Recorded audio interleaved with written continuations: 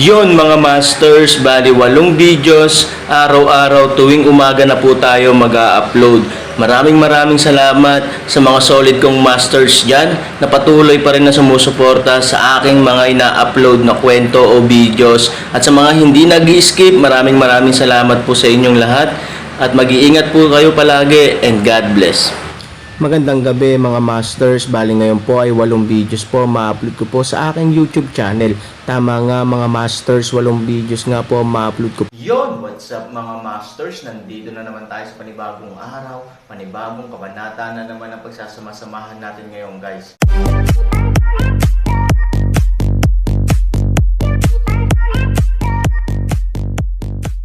Bali mga masters, kung bago ka pa lang po sa aking YouTube channel, please click the subscribe button, lalong-lalo na po yung notification bell guys, para maging connected pa rin tayo sa isa't isa at maging updated kayo sa mga susunod ko pang video.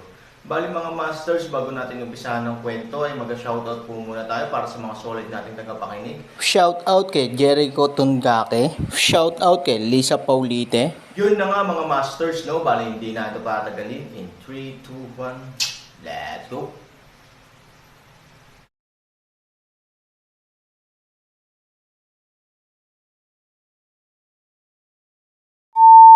Ang isang grupo ng mga tao ay hindi alam, kaya, nagdesisyon agad si Sanyong, huwag ka nang magtanong. Dahil gusto niya, ibibigay namin ito sa iyo, pangalawang nakababatang kapatid na lalaki. Magsama-sama ang mga tao ng nihilismo, at pagkatapos ay gumuhit kaagad ng isang detalyadong mapa ayon sa publiko, knowledge. Magkakaroon ako ng nihilism, welcome summer, kailan niya gusto ang Aaron Yuan. Umiling si Ivory. Kumunot ang noo ni Sanyong. So late, saan napunta ang Aaron? Gayunpaman, hindi ito ang nais niyang isaalang-alang. Tumingin siya sa ilang nakababatang Marshall Brothers at sinabing, anong ginagawa mo sa pagkataranta? Humanda ka, siguraduhing tapusin mo ito sa lalong madaling panahon. Kung sakaling mamaya, darating siya at hihintayin ito. Oo, pagkatapos matanggap ang utos, ang dalawang matanda ay mabilis na umatras sa bawat bulwagan, at pagkatapos ay pumunta sa bawat taluktok upang gisingin ng personal ang mga disipulo, at magtipon sa cultivation hall ng pangunahing bulwagan. Ang dalawang matanda at ang iba pa ay unang nag-sketch ng balangkas, ng mapa ng lahat sa paligid nila, at pagkatapos ay ang bawat alagad ay nagdagdag ng mga detalye ayon sa kanyang sariling unawa ng pagsusumikap. Isang malaking mapa hanggat maraming mga talahanayan ang iginuhit ng lahat ng mga alagad, ang tanawin sa itaas ay detalyado hanggat maaari, at ang bawat lugar ay malinaw na minarkahan, na kung saan ay buod ayon sa karanasan ng bawat tao. Di bumalik hanggang alas 3 ng umaga nang makita niya ang malaking mapa, tumawa si Aaron tagapagligtas, ang kanyang mga salita ay hindi maaaring gawin ito ng buong puso. 3,000. Kung mayroon kang anumang mga katanungan, maaari mong tanungin kami anumang oras. Ang dalawang matanda ay sunod sa Aaron. Tumango si Aaron, pagkatapos ay pinag-aralan ng mabuti ang mapa. Kinuha rin ni Sanyong ang nihilism at inilagay ito sa tabi ng Aaron. Noong una, may gusto siyang sabihin, ngunit nang makitang nakatutok si Aaron sa mapa, marahang kumaway siya sa lahat ng mga disipulo na magmadaling bumaba at huwag istorbohin ang Aaron.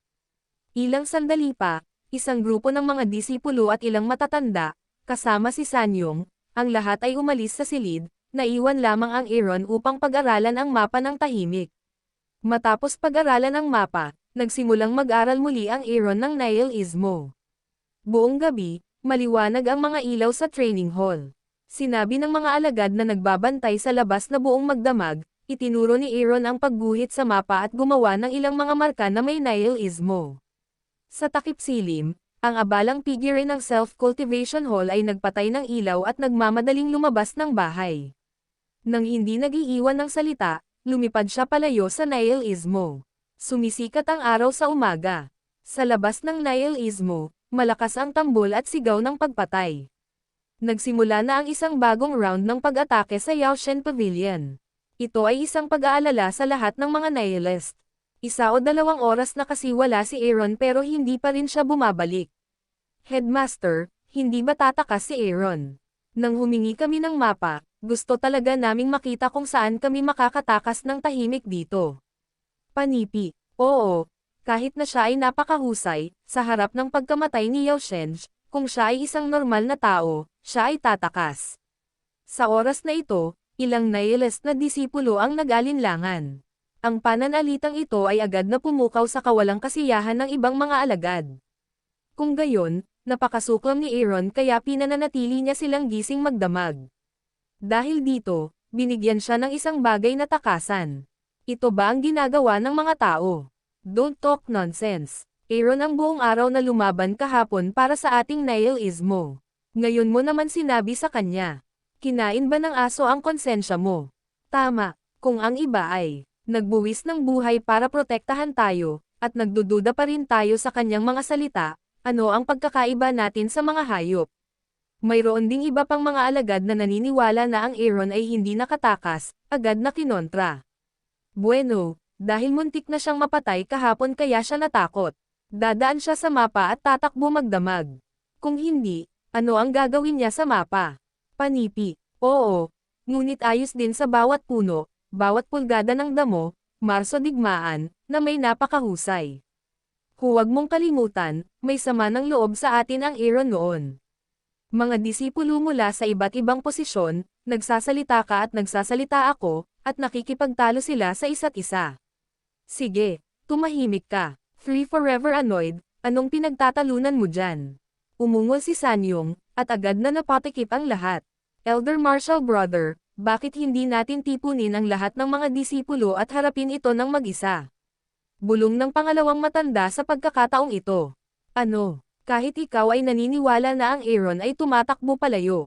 Napasimangot si Sanyong. Ang sinabi ng mga disipulong iyon ay hindi makatwiran.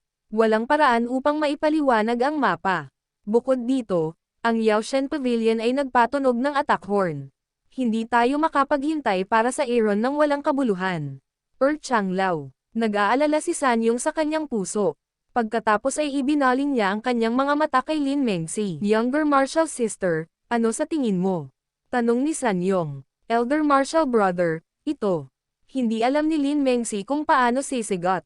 Ano? Patay na ba kayong mga baboy at hindi takot sa kumukulong tubig? Panipi, sa pagkakataong ito, may dumating na malamig na inumin. Lumingon ang mga tao at nakita si Chen Shuang na paparating na may dalang ginseng baby. Frost, huwag kang magsalita ng walang kaparirikan. Kami ang iyong mga matatanda. Dalawang matanda kaagad ang kutis na napahiya. Elder, dahil lang sa matanda na kayo, gusto mo bang umasa sa luma para magbenta? Paulit-ulit kang nagkamali ng pagpili. Paulit-ulit kang binigyan ng Aaron ng mga pagkakataon. Hindi mo ba talaga alam kung paano pahalagahan mo sila? Sabi ni Qin Shuang, na nakatingin kay Renshen na sanggol, pumunta ka para hayaan silang mag-withdraw ng 3,000 yuan, hayaan siyang sumama sa kanila. Tumanggaw si Ginseng Baby, tumalon mula sa Qin Shuang, at tuluyang umalis. Hinawakan ni Sanyong si Qin Shuang at Renshen Wen ng mahigpit at tumawa ng awkward. Shuanger, huwag kang magalit. Ayaw namin ang tiyuhin mo na pagdudahan namin ang Aaron, ngunit may mga bagay na hindi maipaliwanag. Iniwan pa niya dito ang paborito niyang asawa at mga anak. Anong paliwanag ang kailangan mo? Malamig na tuwang-tuwa si Qin Shuang, at hindi man lang binigyan ng kahit anong mukha si Sanyong. Sa isang salita, tuluyan ng hamarang ang tatlo. Hindi maiwasan ng lahat na ibaba ang ulo. Oo. Inilagay pa ng iba ang kanilang mga asawa at mga anak sa nihilismo. Anong dahilan nila para magduda sa iba? Ito na ang huling pagkakataon ko para ibigay sa iyo. Kung ganito ka pa rin, huwag mo akong sisihin sa pagiging walang awa. Maaaring ibenta muli ng 3,000 ang susunod kong pabor, ngunit walang mukha si Qin Shuang para tanungin siya sa pangalawang pagkakataon. Pakiusap gawin mo ito sa iyong sarili. Nag-iwan ng salita si Qin Shuang, tumalikod at umalis. Nagkatinginan ang isang grupo ng mga tao at walang imak. Napabuntong hininga si Sanyong, tumangala sa lahat ng tao at sinabing, bingi ba silang lahat? Hindi mo ba naririnig ang sinabi ng nakatatandang martial sister na si Qin Shuang? Ano ang dapat gawin ng lahat? Kung may mag-alinlangan muli sa Aaron ititigil niya ang nihilismo. Nakonsensya rin si Sanyong, nag-iwan ng salita at bumalik. Mga disipulo, naghiwa-hiwalay sila. Sa isang sulok ng nihilismo, doon nagtatago sina Bai Shaosheng at Linlong. Mula sa malayo, makikita mo na hindi mabilang na mga alagad ng Yaoshen Pavilion ang sumusuporta sa nihilismo. Kung titignan, halos mapuno na ng tao. Nang makita ito, si Bai Xiaosheng ay lubhang nababalisa. Gaya ng inaasahan, ang kabilang partido ay dumami ng maraming tao, ngunit ang Aaron ay walang bakas sa ngayon. Walang nakakaalam kung saan siya nagpunta pagkatapos umalis sa umaga, kasama si Ivory.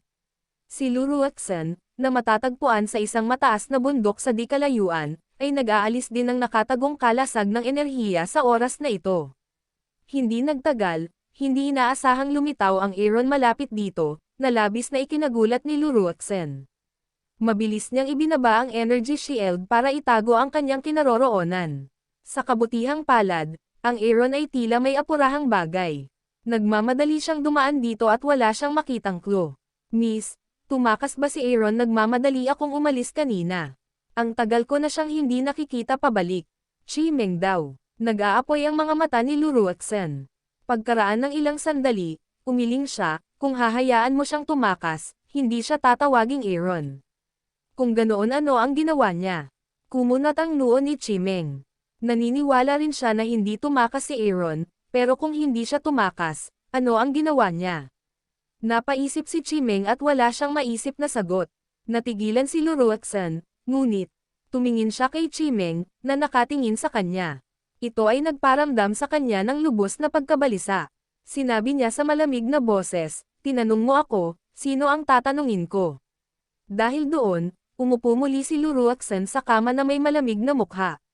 Nahiya si Chimeng doon at hinawakan ang kanyang ulo. Nagtanong ba siya tungkol sa kuko? May mga tao at bagay din pala na hindi mahulaan ng dalaga. Umupo ulit si Luruaxen sa kama, kahit malamig ang kanyang mukha, ngunit iba ang kanyang puso.